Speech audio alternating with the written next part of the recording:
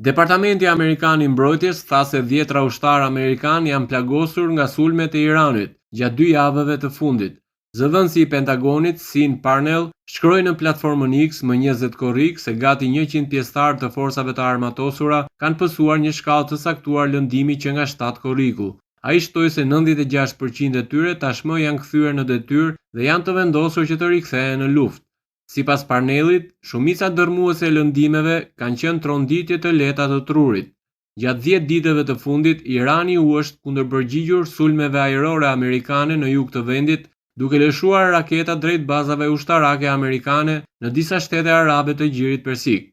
Pasi 3 ushtarë amerikan u vranë në këto sulme, gazeta The New York Times publikoi më 20 korrik një raport ku pretendoi se Pentagoni kishte fshehur 10 raste të ushtarëve amerikan të plagosur gjatë konfliktit me Iranin.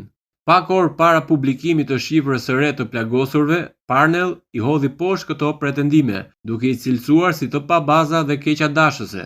Shtetet e Bashkuara thonë se synimi kryesor i operacioneve është dobësimi në mënyrë sistematike i kapaciteteve detare dhe ushtarake të Iranit në zonën e ngushticës së Hormuzit, një korridor jetik për transportin global të energjisë, të cilin Teherani e ka bllokuar në përgjigje ndaj luftës.